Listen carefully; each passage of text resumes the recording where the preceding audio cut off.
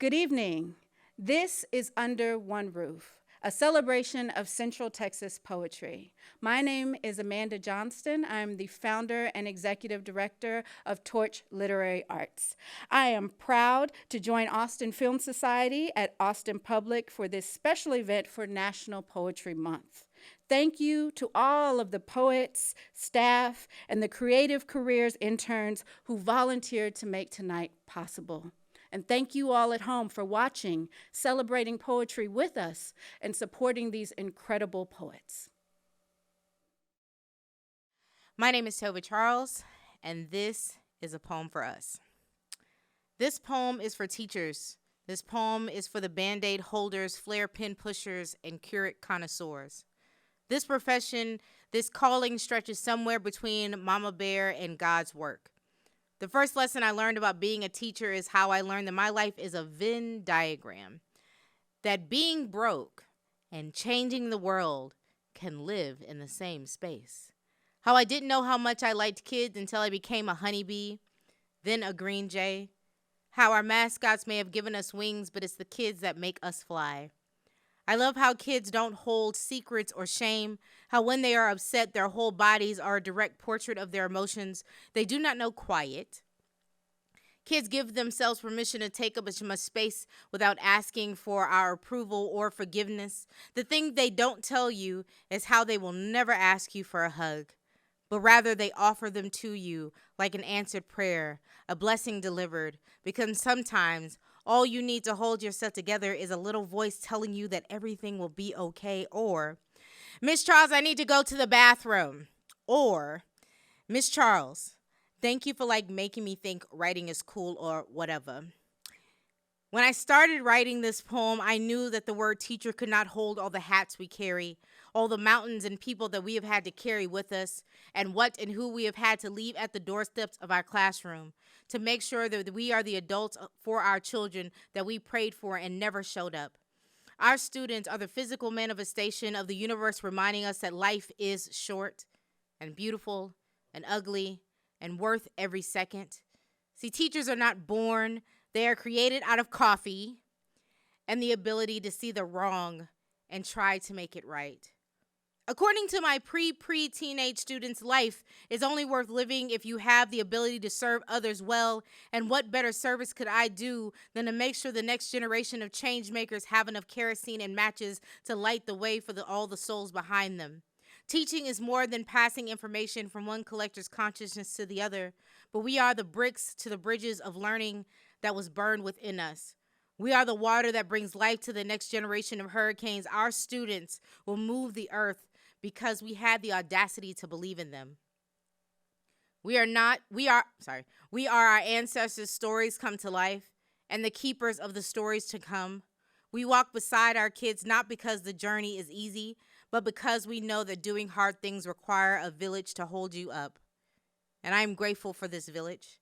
I am grateful the future is in our hands, making our children feel seen, striving to make sure that they can hold their own light in their own hands. Thank you. Akeem Olaj, Racism Cast Spells.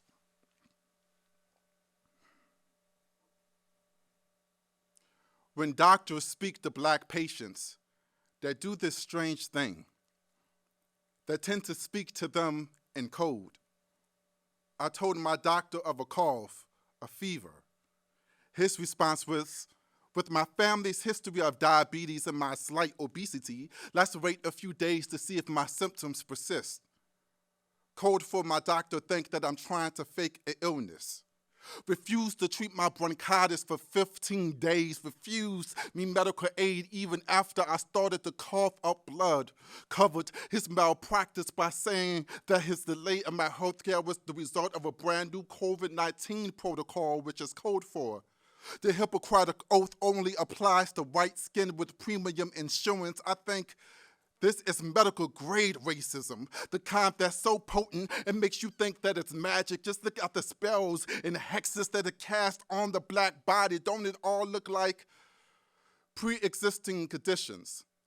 Like cancer without any family history, asthma without any family history. Scientists would call this genetic predisposition. That will talk about how the black body holds greater fat and muscle. No talk about the generations of forced breedings to produce the biggest black buck. That will talk about how the black body can't control hormones or stress. No talk about the generations forced to live next to chemical plants because their white neighbors lobbied to make sure they were upwind from the polluted byproduct. And since we can't call the rampant poor health in the African American community the evolution of racism, can we at least call it a Blue Cross and Shield burning in our front lawn? As black women being 3 times more likely to die during childbirth, it's having an open wound and being in pain, and your doctor prescribes you aspirin because according to your melanin and your insurance, pain relief medication is not covered. This medical racism with my blackness not covered leaves me guessing that reduced life expectancy is the main pre-existing condition of blackness. And on a scale of 1 to 10, I will rate this generation a curse off the charts, and I wonder if the fear of an early death will cause medical grade depression, insomnia, or an enlargement of the hearts, or is this all just a game show? We can't call this the new Tuskegee experiment, so we have to call this survival of the fittest. Let's see how many people could survive surgery without any pain medicine, because black people, we lie about our experience of pain. Just look how numb we have to be to even exist. My friend Nicole would laugh and say that same numbness is the magic ingredient that makes black people age slow. But behind closed doors, Nicole complained of her doctor of lower back pains. Doctor told her to lose some weight, drink some more water.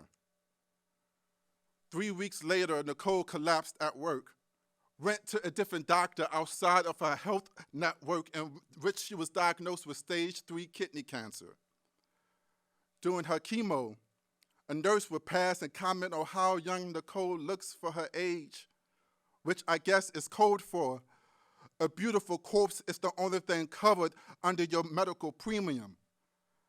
At her funeral, all her friends would gather and reminisce on how beautiful and wrinkle-free the skin of this beautiful black soul that died 3 months before the ripe old age of 32.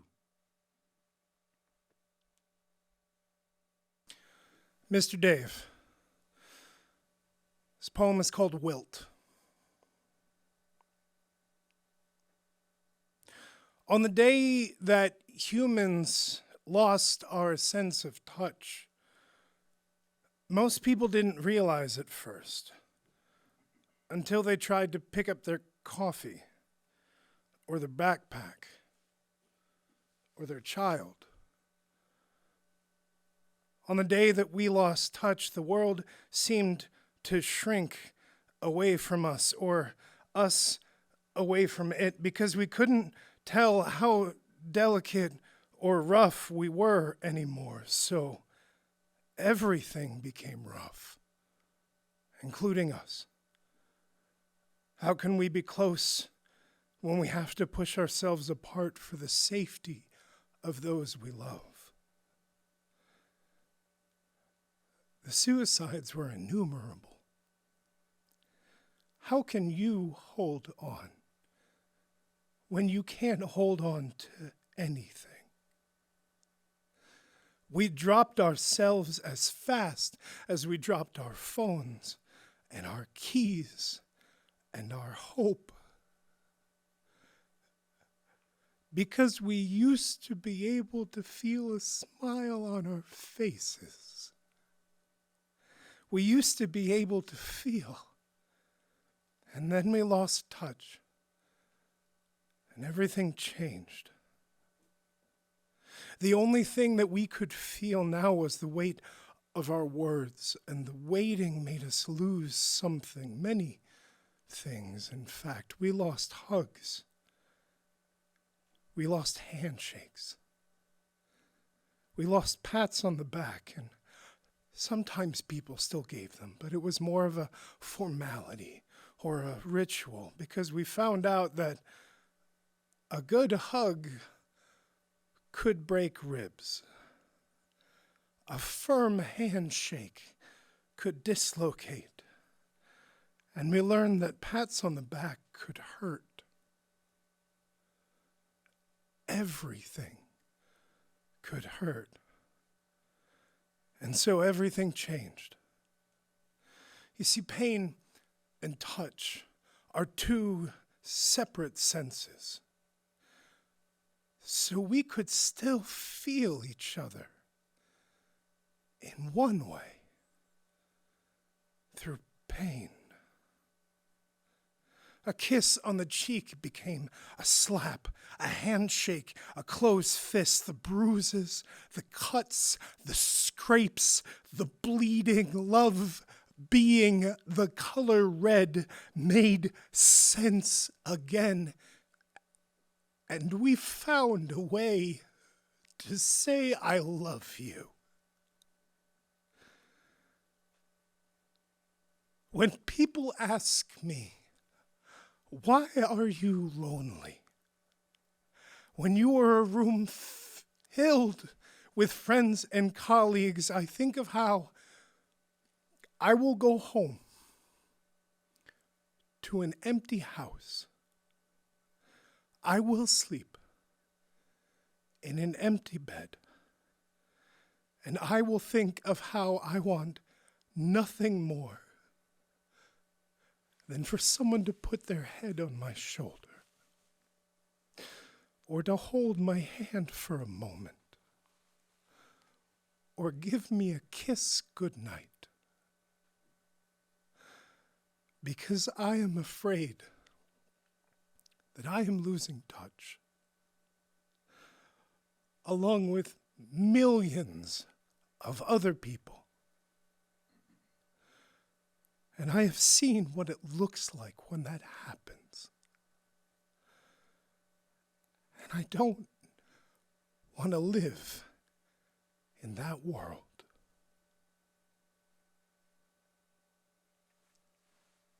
My name is Lacey Roop.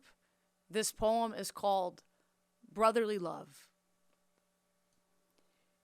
In order for us to all be together, for now we must remain apart. The marquee in front of the Paramount Theater, Austin, Texas. We are all just walking each other home. Ram Dass. At the grocery store, we bandana our faces and stand 6 feet apart, waiting for each cart to get sanitized so we can quest through the aisles, searching for non-perishables. I like to think that it has less to do with fear and more to do with care, concern for one another. The cashier is a kid, and I worry about her hands the same way a mother must worry the first time her child drives away to a new city, knowing no one. I want us all to live to see another horizon, another blue morning, noisy with birds and the people we love. If I live long enough to tell the tale of this time, I want to say that we were tender to each other back then, that we really saw for the first time how essential we all are, that we remembered how intrinsically connected we always have been, how our hands do spread everything, both pleasure and pandemic, how they can build as easily as they can break. If I live long enough to tell the tale of this time, I want to say that we chose mercy. And yes, uncertainty did cloud the air. People lost jobs. Businesses went bankrupt. Bars and restaurants and schools were closed. Mortgages and rents unpaid. Many went hungry. And yes, many did die. It was an unprecedented time, but despite the despair, we still waved to our neighbors. We still walked the dog. We found ways to connect with each other again. We marched and rallied and protested and made art and read books and listened to whole albums from beginning to end and remembered how important it is to reconnect with our family and friends. Even the schools continued to provide free meals although the doors were shuttered, and how every medical professional was a knight but dressed in not the right armor, but how gallantly they led the fight anyway. How they showed up same as soldiers and how we heralded them as such. How we rambled on rooftops and also kept quiet and fell asleep to the soft sounds of the rumbling earth. How we paid attention to each other for once, saw how simple, fragile we all really are. So I ask you this, what are you doing, O living creature, in this moment of history? I hope it is wild and full of gracious, magical things. When we meet again, I hope to hold your hand, dear brother. I want to say thank you for walking me home. My name is Diamond Moore. The title of my poem is Kamikaze, the Queen. What is a black queen? Oh, you must mean Aurora. She can weather any storm. She is black girl strong.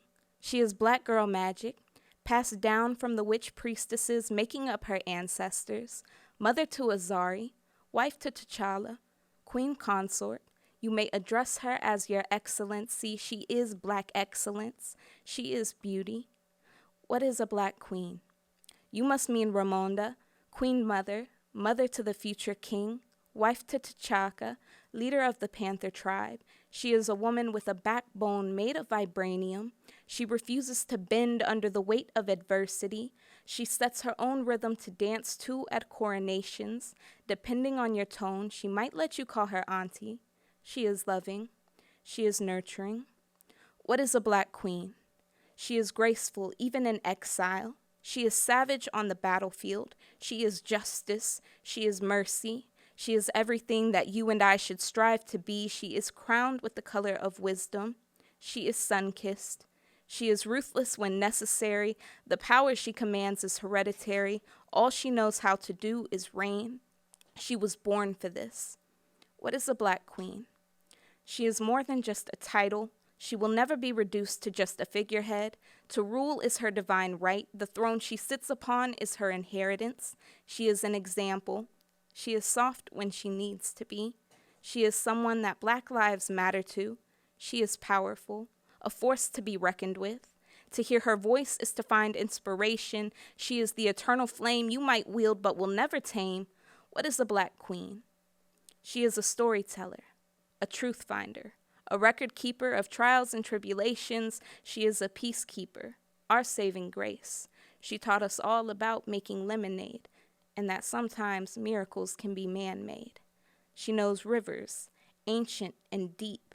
She has walked this earth since the time of Eve, and she has seen many a strange fruit hanging from trees.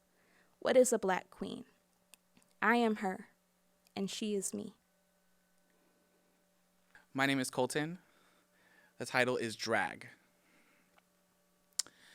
The library is open because reading is what?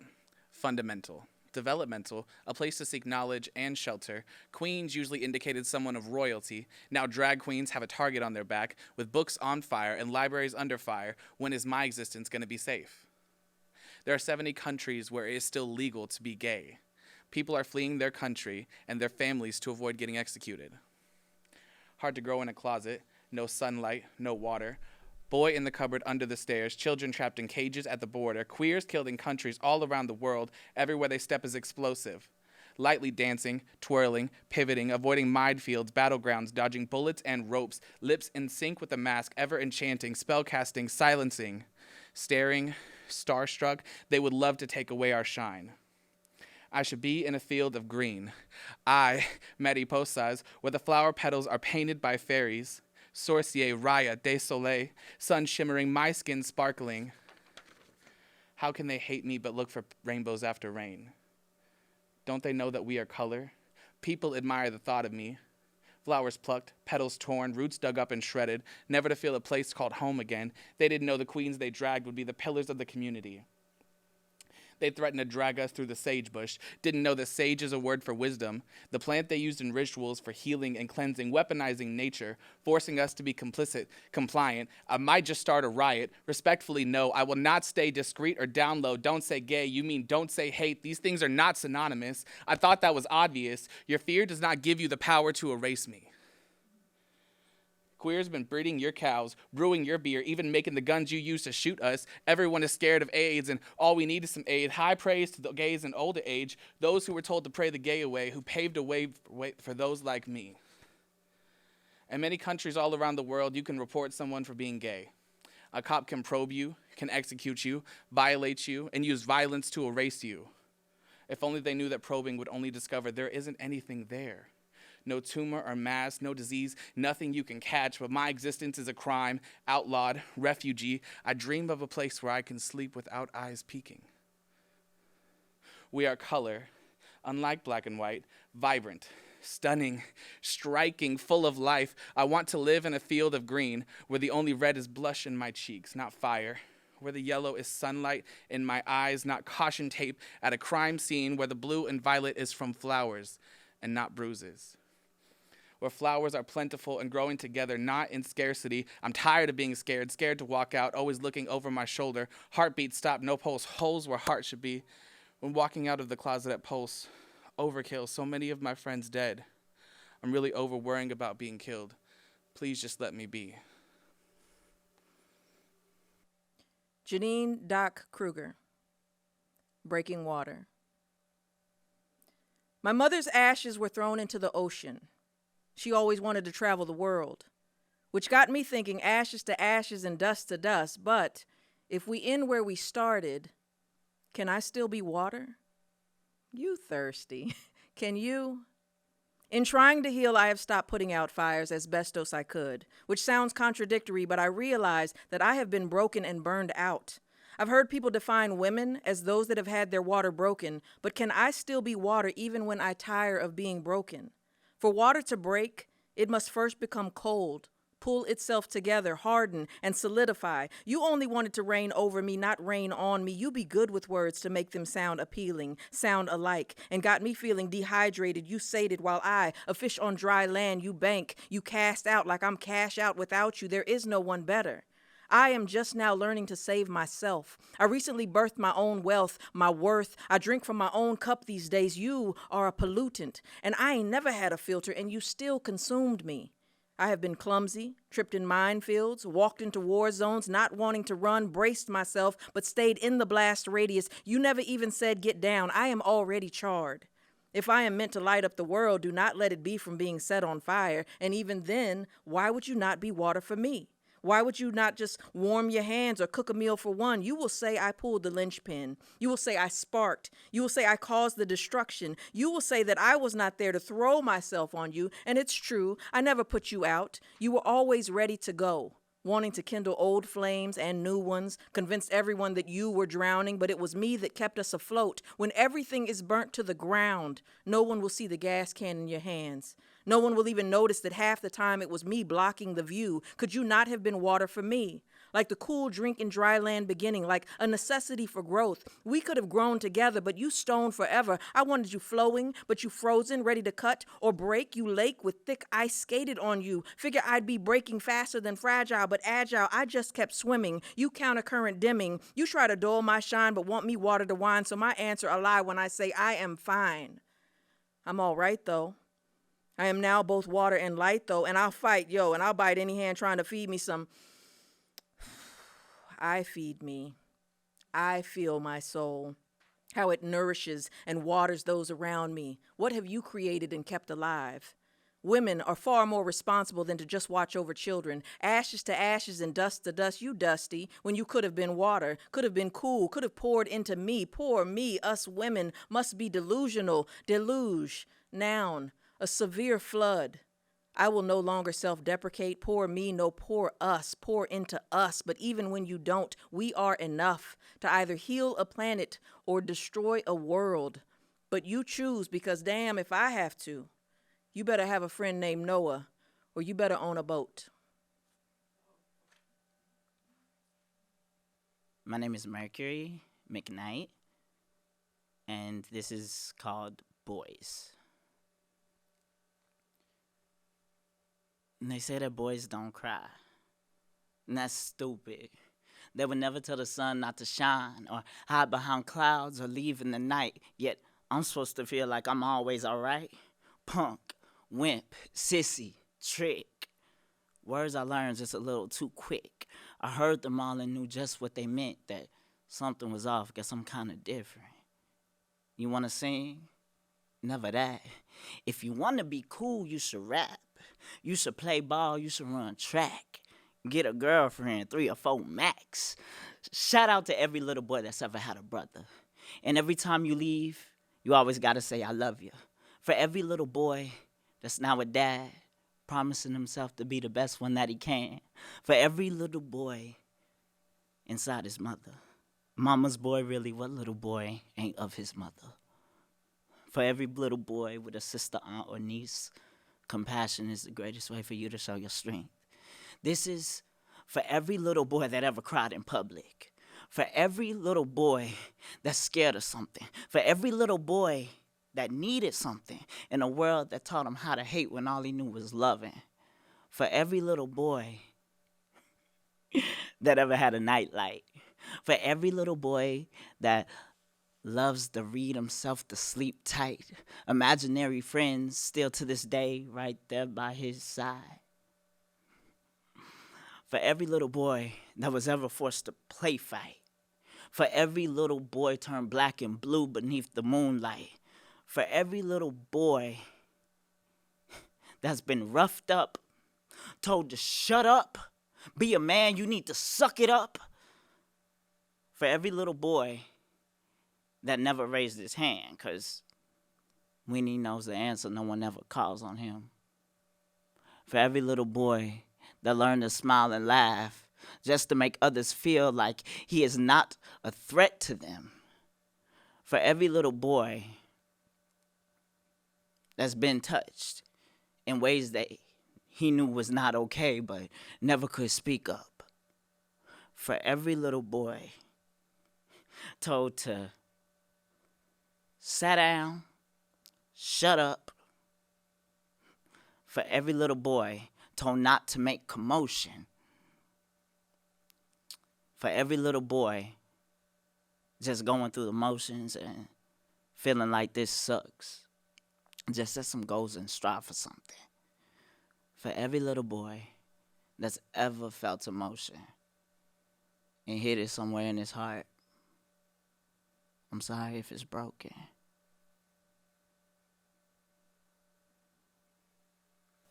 My name is Nakia Edmond, and this is Book of Kanye. And everyone who hears these words of mine and does them will be like a wise man who built his house on rock. But what happens to the wise man that has the rock snatched from under him? The church snatched from under him by God himself, as if to say, yea, though he walk through the valley of the shadow of death, he fears no evil, for I am not needed, and neither is my bride. Besides, there's no church in the wild where he may roam. Like a beast of the field among flashing lights, looking for someone to devour, he fashions himself a new bride, made of Armenian sands that have been walked on by man, heartless.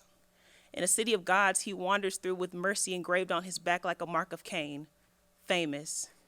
Making enemies out of friends and friends out of enemies, the wise man trades his wisdom for the baptism of his affliction in water, drowning the holy vessel of his ears in the uprising of his brothers underneath his sneakers, the remains of holy ground, and a true testament to purity. A purity turned ember by the spark of his tongue turned wildfire, making ashes out of a salvation that did not belong to him. I'm Tommy Mouton. I will be reading Severed. All morning I have attempted to bury it all. A rubber mallet, a level in hand, I pound paver after paver into place, sun-beat and breathless, listening to the thud and thump of memory, The way thoughts cough, hiccup, echo when caught beneath stone against paver sand and base rock. Weary back in arms, memory has left me careless.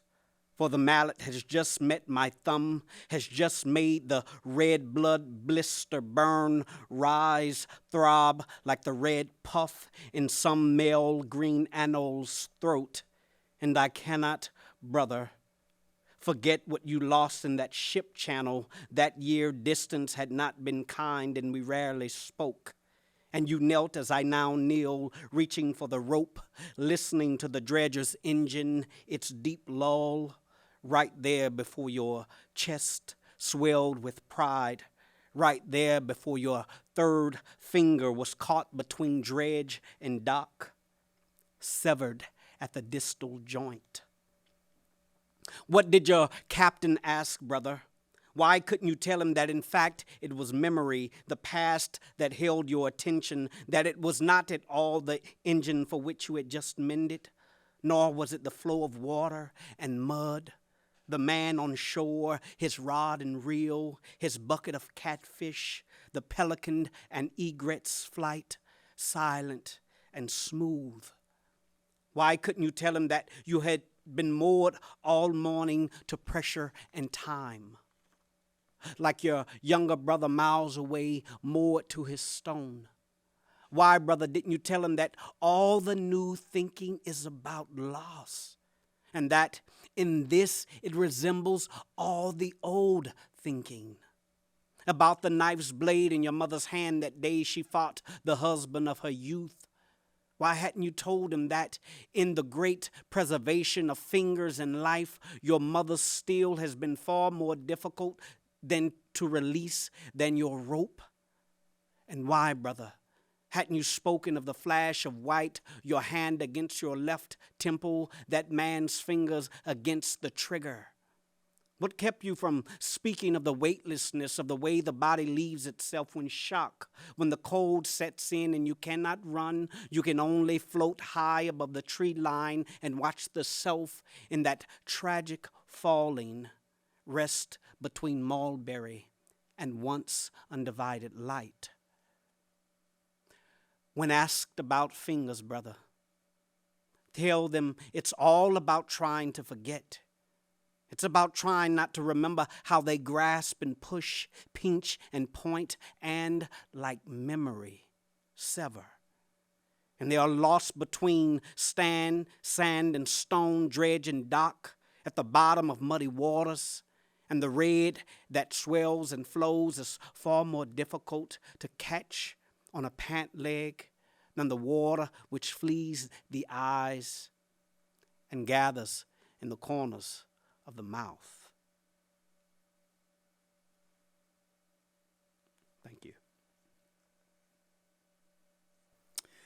I am Dr. Rosalie Martin, and my poem is The Flirt, the play between boys and girls. Hands on her hips, shaking a finger at him. You better shape up before I become rough. Tough, was his reply as he whisked right by, looking back, gave her the evil eye. Her hands reached out, attempting to grab. Too slow, you know, he has already pranced by. A pout on her mouth and words she shouts. Better come back or I'll attack. Her hands dropped down, foot stomped the ground, for old boy was nowhere to be found. He'll better stay gone for his sake, or else 6 feet under, lilies will mark his place. Oh no, here he comes with a smirk on his face. Bet you can't catch me, his words bellow loud. She ignored him, but for only a while. She couldn't hold out, so her feet chased him around the street. Bumped into people she did not see. Ha ha, he laughs, and a smirk on his face. Anger again she be. Wish he would run right into that big oak tree, bump his head and scrap his knees. Too tired to go on, She turned around, walked back. I just won't put up with any more of his crap. Gabby Benitez.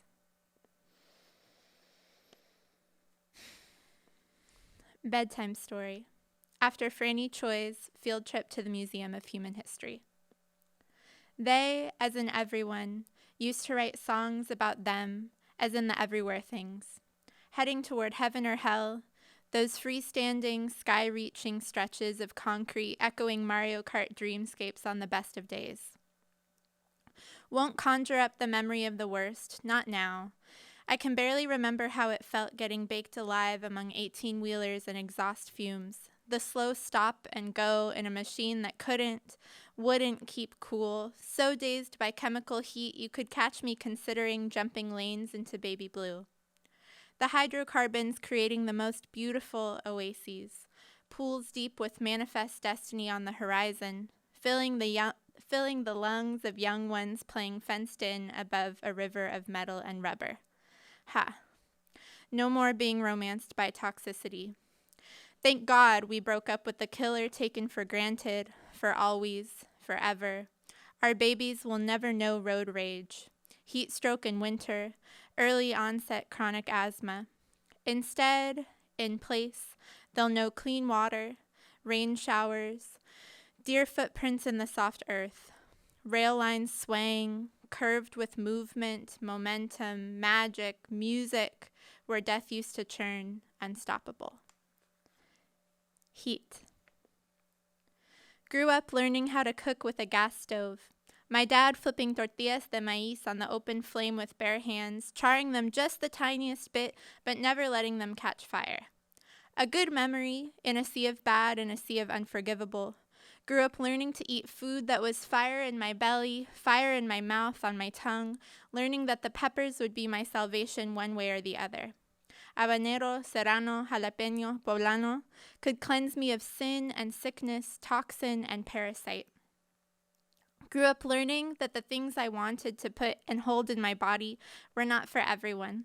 And for a while, I did forget that the fire I craved was my own, was endlessly good, that the spice was my religion, that the peppers are sweeter the longer you leave them on the burner, in the pan, in the oven, that the key to good food is patience, patience, patience, that the key to loving someone is patience, patience, patience.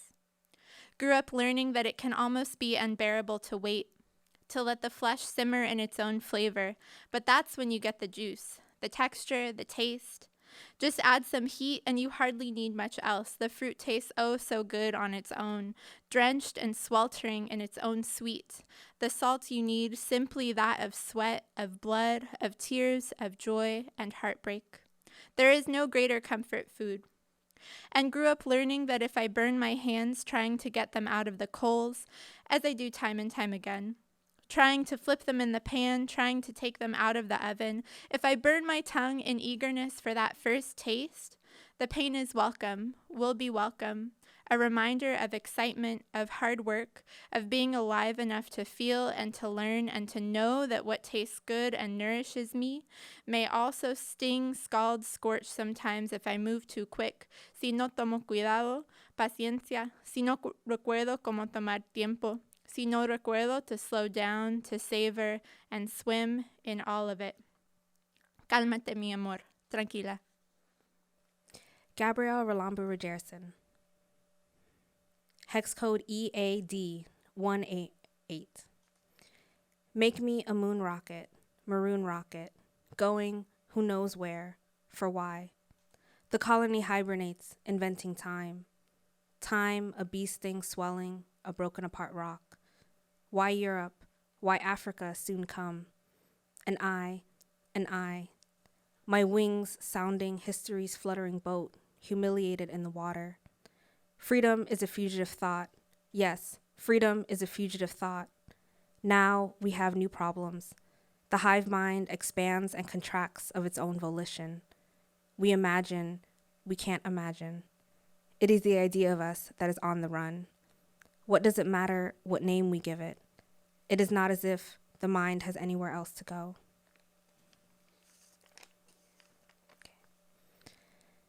Universe has no sense of direction and isn't going anywhere in particular, scientists confirm. Whenever I see a man with big hands tie his shoelaces or a freckly brown-skinned woman narrow her eyes, I think, thank you, earthbound earth. Thank you, photosynthesis and photos of Degas paintings and the smell of onions in my food. A friend swore God let her breathe at the bottom of a swimming pool. She wept in Jerusalem, but in her last poem wrote, it wasn't God.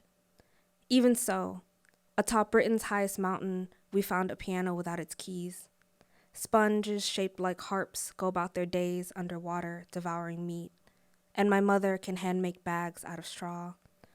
I'm even thankful for what I can't imagine, like cicadas, which until last week I thought were a kind of red flower, because the word felt like a red flower.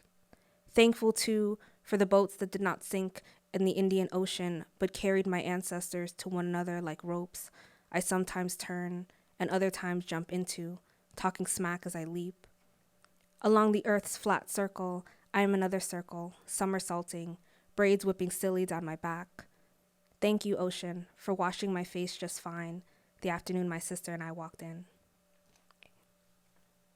Malcolm Friend.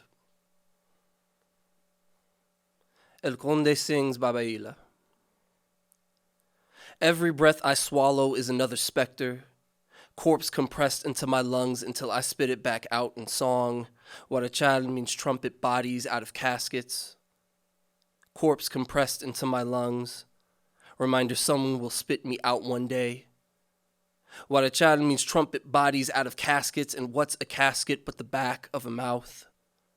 Reminder someone will spit me out one day. Have you ever heard a Prieto sing? Wonder what's a casket but the back of a mouth? Place where every sueno rests. Have you ever heard a Prieto sing? Every breath I swallow is another specter. Place where every suena rests until I spit it back out in song.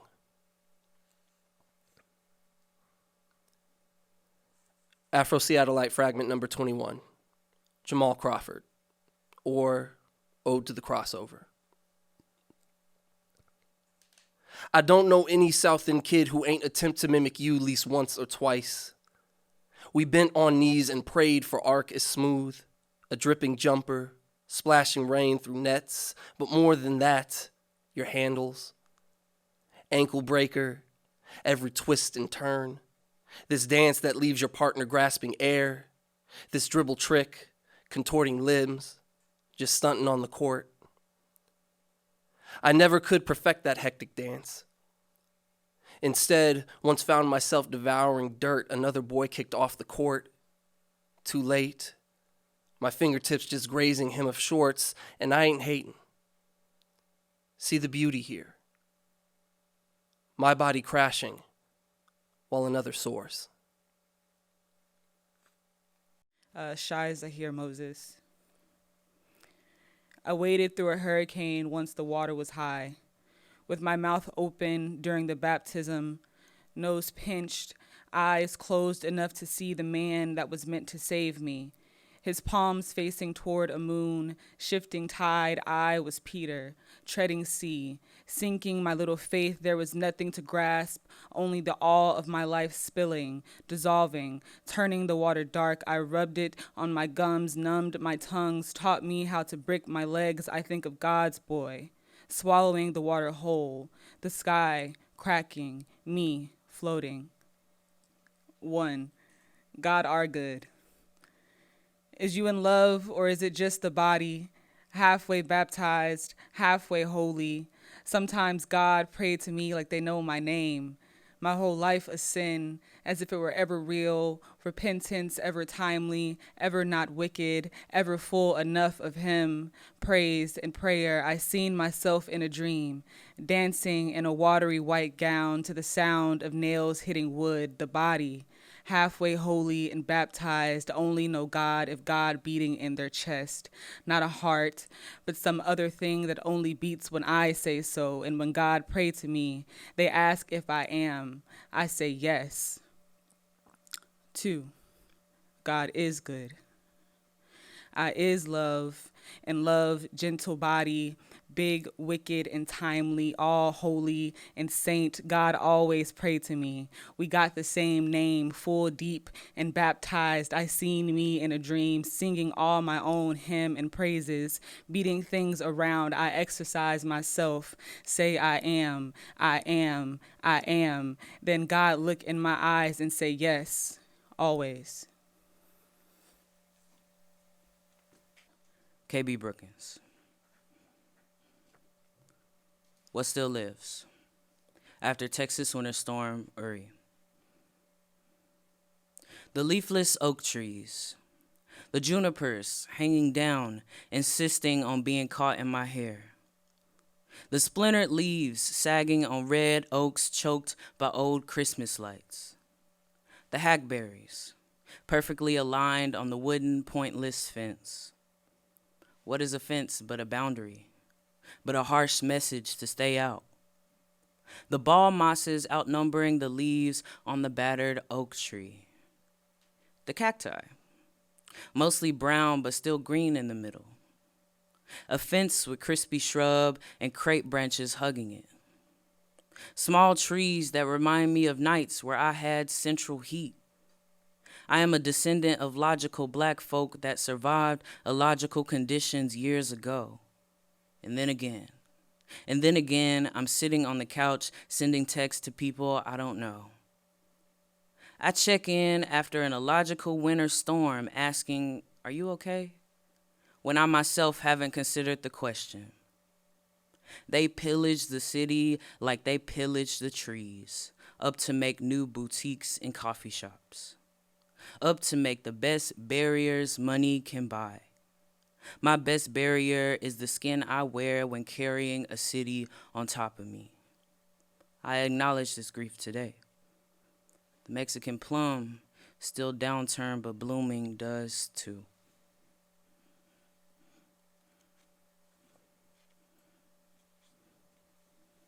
Fleeting thoughts on a dead name that's not quite dead. Indignant, I demand the panelists say my name. I'm begging my psyche to let me tell homies my new name. I put up with a name, 'cause it feels too much like home. New friends dab me up, and crowds of people call my name. The cashier can't hear me when I yell. It isn't hard to correctly spell my name. 2 letters of secrecy. One for knowledge, one for fame. Baseline, it is my only name. I can't say it any clearer. In the mirror, I do not see a name. I see a face with many visions of hearing my name different. I hope my lineage knows I'm respectful of the name they've given. On legal papers, I'm ignorant to what I see on the page. Say my name, but only if you let it change for me. I'm dead, as in I don't live for you anymore. I birthed myself into my own name. A.R. Rogers. Where light cannot escape. There is a bird the color of mustard. The bird has never once thought about the event horizon or clearing its inbox. I don't know which is true. Either the bird cares not at all for me, or it is trying desperately to connect in a way that is imperceivable to me. Humans surely evolved to carry the burden of the black hole. How they're out there, even now, threatening the small song of the mustard bird, how the inbox keeps on piling. Night walk. A nightjar calls in a bluish, humid June. O night, when cotton milk and poppy seed purify blood and air while pruned, grass blades and beat of dew are found, a wolf with open mouth. Early perfume of mountain laurel now grows in light of moon. Translucent night, wash invites walker. A window open and the tune of television. Crickets croon, strum and strimulate, while white-tail hooves meet pavement, fear and blood brightly bloom. Polaroid. You snap and fan it, the image develops in front of me, but I can't wrap my word body around a rendering. I don't know what to do with only 2 dimensions, except look at it sometimes, hold it a little while, lay it back down, burn it. Digital photography. I had a dream, a nightmare, I guess. In it, you bought a tripod and a camera and enormous lenses like paparazzi.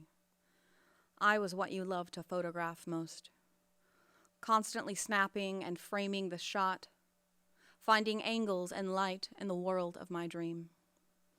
You told me that you loved taking my picture because afterwards the images were so easy to delete. I could be there in static before you and then so cleanly and swiftly gone.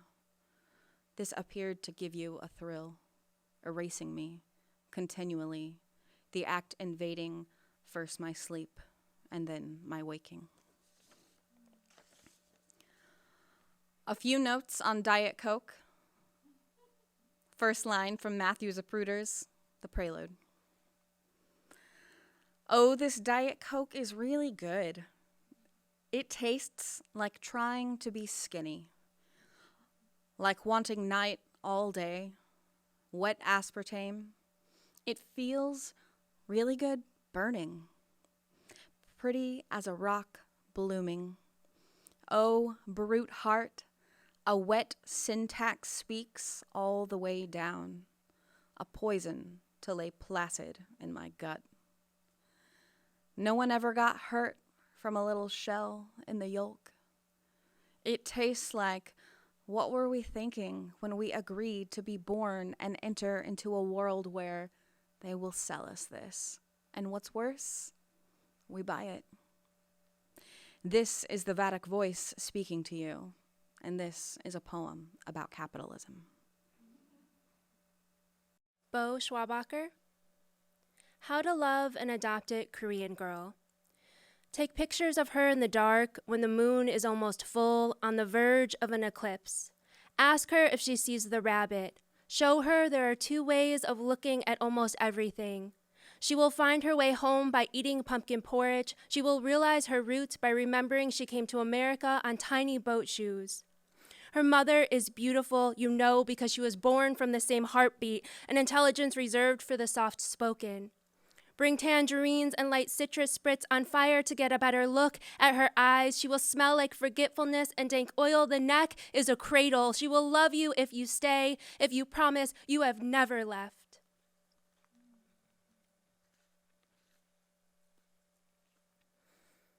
Mugunghwa. I meet my birth mother in August when Mugunghwa blossoms. This is what I hope for, at least. The flower withstands rust and smuts. It is the end of August now, and I am waiting. Will she want to meet me? Is she alive? Maybe it would be more auspicious to meet in October, the end of the season, 2 months after she had given birth. She gave me to a taxi driver and his family for safekeeping, placed like a poem, looking for an audience, a reader to say, I see you, and I will hold you between my fingers like a delicate pulpwood treasure.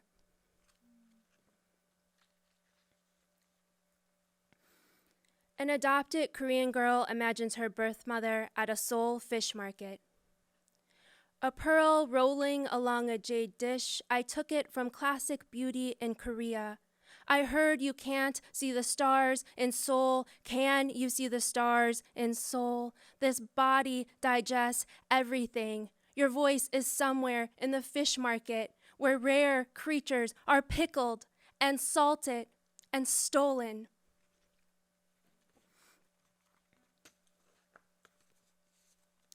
Practice for living. A poet who loves peaches, melons, and possibly hunger writes me back a few words. What's sweeter is that a baby calls and a mother comes in the early light. children giving names to the wild plum bark, to their ghosts. You can't do anything, the child says. Blurry eyes means a deep longing to go home, yet we're not sure what home means. Google says so. A friend surprises me with dark chocolate cherries. A poet shows me her dog in a small, fluffy cloud. Therefore, time isn't what we think. Almost lifting from the body, a woman's soft brown hair is flying through the woods. We talk of cures and a yellow bird. Falling into me is the taste of lime, a laugh I love. We all want just a little more time in the presence of what is not yet known, closer to those who have the hunger, some call it that, for the sound that is us, the place, her room, our table. Jessica Bagwell. Tempura paint sticks on cardstock, Adrian, 3 years old. On unbridled joy, it is simple. Look first to the child. Watch as he takes color to page, takes laughter to air. Watch as he circles yellow over blue with the precision innate only in love. He undoes the page with each passing mark. Watch as at once it is finished, without the trifle of a second thought. He holds it up to me, sight set to simmer. I take the unthinkable in my hands, the sky with its stars and its sun and its moon, capturing day and night in a single breath. He says to me, it's a brown bear. To swallow the sea. A full sunrise bobs in my throat, the ache of the day that is only beginning. Salt burns at the skin that lines the inner corridors of my body. Every twist that I turn crashes waves in my belly. Like a child calling to be seen, to be heard, to be watched, I bring my hands to float over the undulations, not to calm, but to acknowledge. Currents pool in my bones, water breaks down blood, sand settles and coils around my spine. The sun sets down into my pelvis, ready to rise again come morning.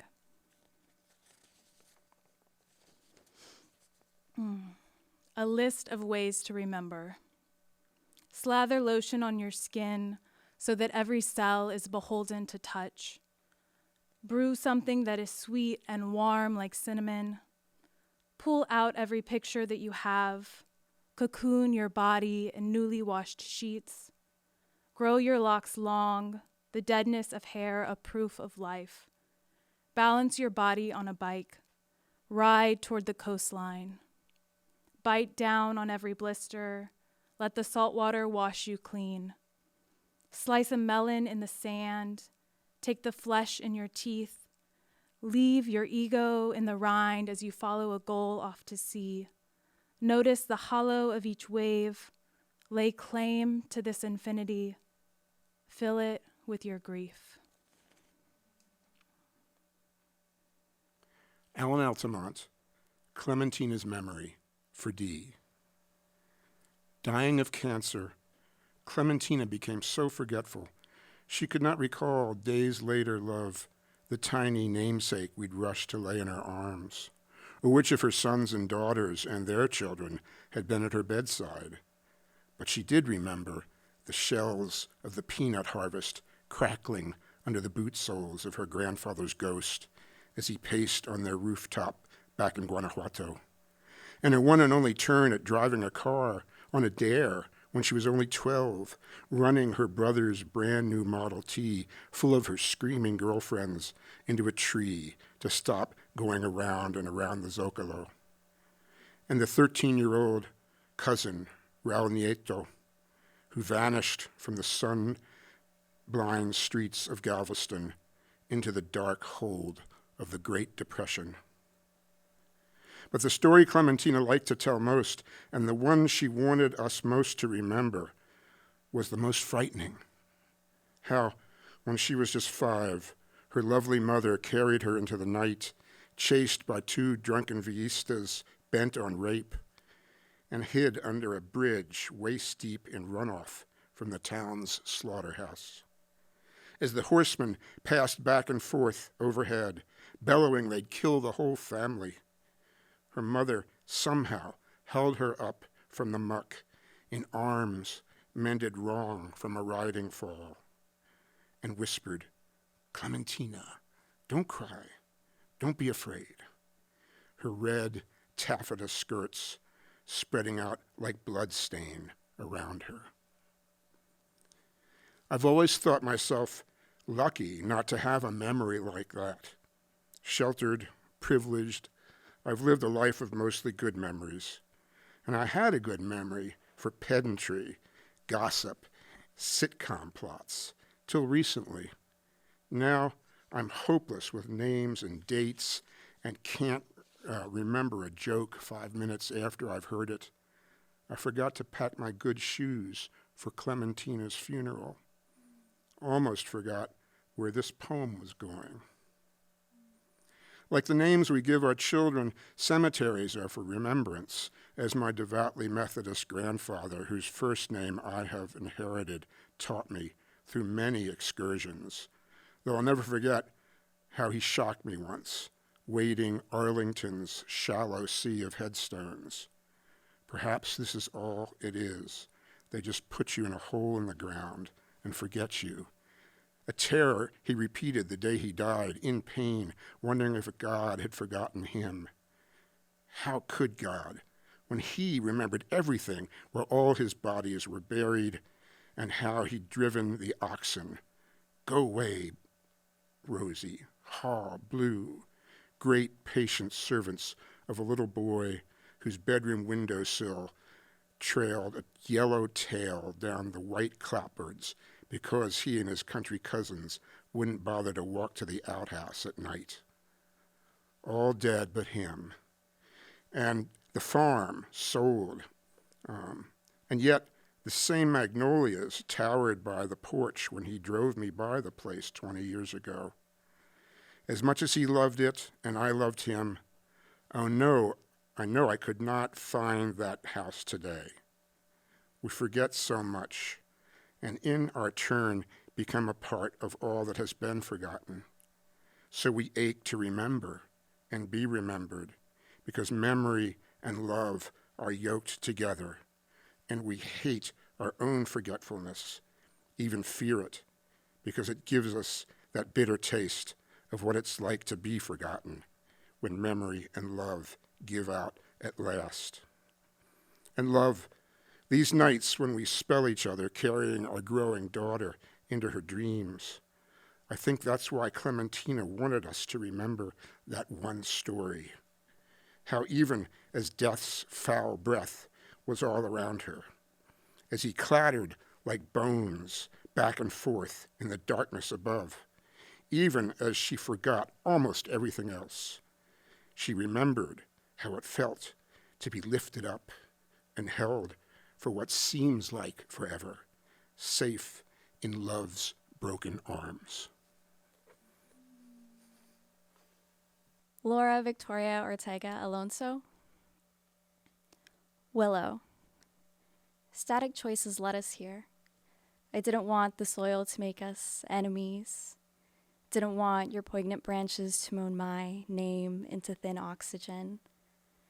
See how kind you've been, your roots inside my body, like hands around my neck, creating fissures between flesh and bone, looking for life, a testament to the ways the world does not care for my bones. I once told you murders happened in my body, ancestral past fluttering bloodied water within me. But their absence now whispers a silence you broke. I created my burial through written history, wrote my dead body between the soil and your roots, allowed for your growth. But you littered the ground I consecrated with decay, the memories of lives conquered before me, silenced beneath the ground. There's no escaping now.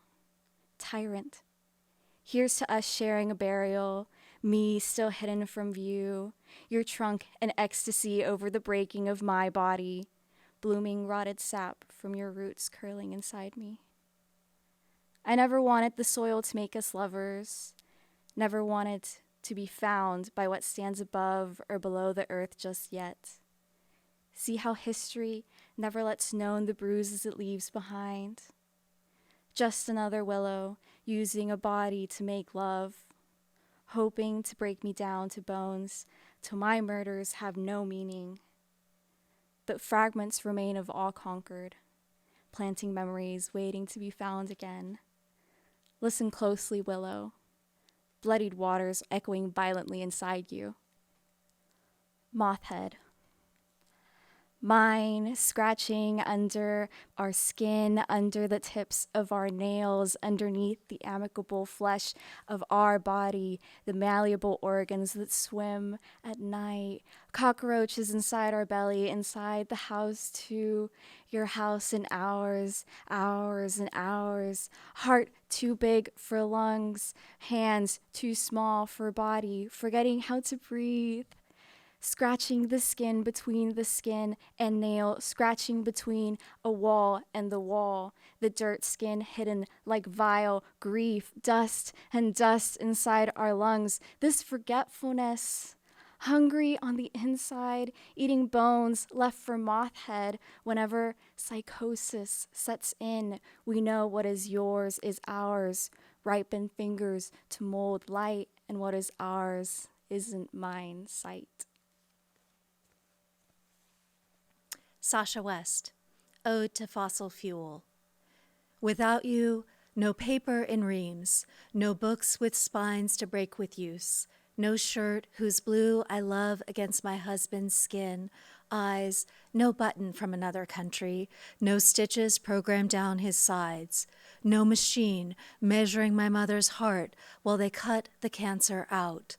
No tomatoes in winter, no cheap wine, no wandering another country's streets for a few days, no drug mules, no char in a child's lungs, no miles of highway, no fast enough to break a tumbleweed, no Christmas trees in desert, no rolling blackouts, no moving away from but still keeping family, no clean and running water, no toothbrushes, no antibiotics, no grandmother's face on the phone teasing my daughter, no ballet shoes, no hothouse flowers at our wedding, no train on my dress, no desire for a train on my dress. You have made us wealthy in goods and time.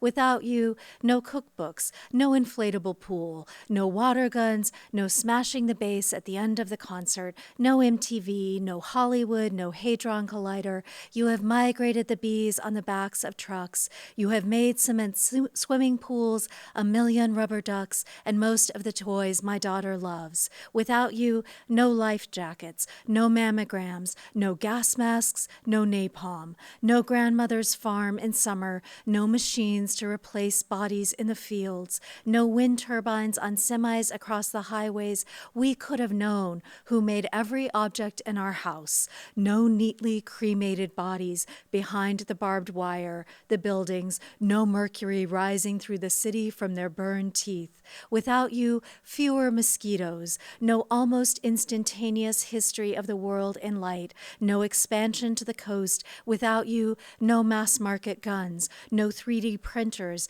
no ultrasound of the baby's body, no landscape as a staging area for designer clothes and purses, no taking someone's acres to tunnel or poison, no carnival rides, no ice and drinks, no selling the oil and mineral rights to leave something to the next generation. Without you, no photos of the war, the wedding, no piñata favors, no artificial heart, no snooze button. Without you, no body doused in flames for protest, no flying back to say goodbye to my grandparents, no flying for the funerals, no casinos, no poems scattered in dead hard drives, no soldiers on the ships and submarines sent to the sea, to war, no flag in the ice, no recording under the ocean of song, no birth control pill in its oyster pink box, no women on the factory floor, no flammable nightgowns, flammable water, oil slick, yellow bright wellies, train explosion,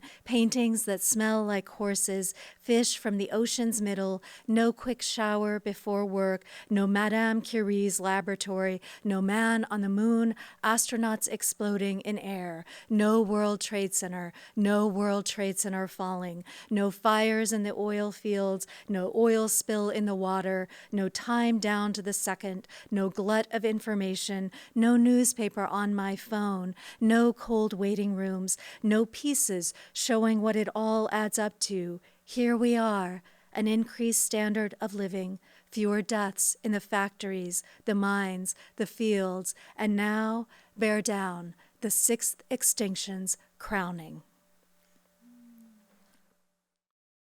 S.G. Huerta. Last stop. I stop at a Valero to use the bathroom nobody keeps clean. There stands the funeral director in line ahead of me. This Valero, my dad's body's last stop before the veteran cemetery. Sticky floors and cheap beer. Does he feel at home? Did he ever? I never stopped to think that the hearse would have to put gas after a 3-hour drive across South Texas. I did think about the bumps in the road, my dad's body bouncing against the casket, closed casket. I had a hard time believing he was really in there. He's really in there became my mantra for the viewing, during which we viewed nothing but masked faces, the masks soaked with tears. I sanitized my hands after each pitying, apologetic handshake and hug. And this is conversational, and I'm sorry. I want to have this conversation with my dad. I want to believe the bumps in the road didn't disturb his body. My tia told me I have my own personal angel now. That terrifies me. Dad, can angel wings decompose? Vanessa Cotto Johnson. Render Billow. 1. Follow the mentor across a street, a jaywalk to rare steak and talk of pepper. Crosswalk denied again upon return. My hesitation about headlights, but mentor goes, I do, other side. Then we hear a crack, car halt, follow the curious family to see the raised head of lying buck. A teen parks his moped and embraces the buck into standing, a risk taken with panicked tines. I feared. The deer, mouth dripping large red strings, walks towards us, startles and falls. A mother says, No, baby, it's okay. You have to go that way. We primates. My passenger later says, I'm sure he'll be okay. I say, internal injuries, and don't properly brake for a speed bump. 2. My grandfather mumbles in Portuguese, and every 7th word becomes blood in his mouth. A 2-day bloat from intestinal tumor pressures his lungs and esophagus. I'd tell him to spit in the bag, try to act normally as his words turn red. My imperfect Portuguese presses against the ceiling. We do not say that we do not know if he will live. My mother, needing something to say, repeats to the nurse that his dentures are out. 3. He is opened while everyone in a house is wearing red. I wait as a team loses. My grandfather lives. I am offered and eat my first corned beef. The mentor listens at the driveway. 4. His colon will lead to a bag for a while. It leaks and infects. Vacuum-assisted wound closure. My mother siphons English into something to which he can nod. 5. I forget the word for pillow. What do you call this thing? I ask. He keeps his eyes closed and just says, ask correctly. So I ask him to open his eyes. 6. After I close my trunk, I see a doe cross the street toward me. At this house, we feed them sometimes. This is guilt. I walk to the patio and look back at her until my knee hits rocking chair. My human skin colors instantly. The doe safely noses the lawn. Bianca Alisa Perez. Perez women have always been beautiful. Perez women have always been beautiful in their act of taking apart something to make a new thing, a shedding my skin feasts on. I see my face in the tearing of a soft tortilla. It's all about amor here. Roll the tortilla up con amor. Drown the tortilla in oil con amor. Flip it over con amor. Today, my flautas do not burn. Today, I'm reminded that I'm my grandmother's flesh. Hot oil pops onto my thumb and I don't wince. This is the way to loving my body, to breathing the burns on my fingers, my wrists, my palms. Each burn a time I cooked a meal for myself, sat down at the dinner table with myself, passed the salt to myself, blessed my food the same way my grandmother did. A Narvarold. Wide shot of a rundown apartment complex day. Wide shot of a rundown apartment complex day. The older children babysit the younger. They sit at the pool. No one knows how to swim. Wet eyelashes make me no friends, but at the pool, my plastic pink elephant floats, and suddenly everyone loves me. Each weekday afternoon, the Christians appear at the pool gate and gift the lot of us teddygrams that knot my stomach. Now I associate pain with God without ever stepping in a church. God with playing with my food because it was too painful to eat. God with the lot moving away. God with the Christians disappearing. God with a pink elephant floating. God out of reach, and no one there to retrieve it. God with almost drowning. God with the hunger. God with being fished out of my school clothes. God with a slap against my wet face. God with just wanting the one thing. God that made everyone love me. God with wishing that maybe, God, if there was a God, my head might float off into the bubblegum clouds, and I can see how far the lot did climb. God with the lot. Claire Bowman, Overgrown Lament. There is little left to love in this landscape of brick and bone, where passenger pigeons, bison, and wolves, not to mention sundry cephalopods, trilobites, and other prehistoric beings etched into the rock record here, once fevered briefly, became mold, then jelly, then stone. But here we sit, emboldened by cheap wine, and possibly someone is smoking. Perhaps it is a cigarette. Possibly none of us remember what it was like to discover a different altitude in the middle of their newborn life. I once stood at a summit and breathed in stolen air, acutely aware that trash doesn't belong in the universe's almanac. And even though the land on which I live has been burdened by so much violent, interloping trash, there is someone in my body who has always known how to exist in silent unison with my soul's true altitude, to simply be a vessel through which water or spirit or ink slips endlessly, and silver grief too. There used to be bears near the hot springs, woodpeckers among the elderberry trees. There once was ceremony. It even held a place for fear, fear which, without such tending, turns to wildfire, to hunger. They shot more passenger pigeons than they could eat. Once so numerous, flocks darkened the daytime sky. My mom told me about a time when there wasn't enough for us to eat, and paper bags full of food just appeared on the porch. When I felt lonely, I went into the woods. I peed on the leaves and climbed, brief as a water slide, livid as an Old Testament, murderous as a lake at night, and I was lucky, I guess. People who once lived in my mother's house still do. They die there and chop wood sometimes. Sometimes they rot the ceiling and gently blow open the door. Sometimes it's just raccoons. And there are cordial, ghostly hellos, even to the sister, sallow and sick, her waxen face crumpled in half, eyes sunk deep in shadows like the turkey poult I tried to save, who died in my hand. I just couldn't get it to eat, mixed chicken feed and water into a paste, and still the little twit preferred a slow death, separated from its mother, laboring to breathe in my cradled palm. Even the raccoons know how to mourn their kin. In the attic's hot, foul poverty, smell of vodka seeping through plastic, the bad dye job, and skeletal elbows. Freak show nightmares blasting through the rafters.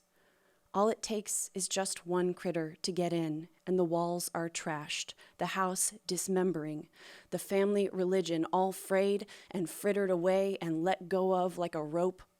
All the dead can do is crack the doors so sorrows can seep from room to room and private fears can escape, roof collapse like a hatch.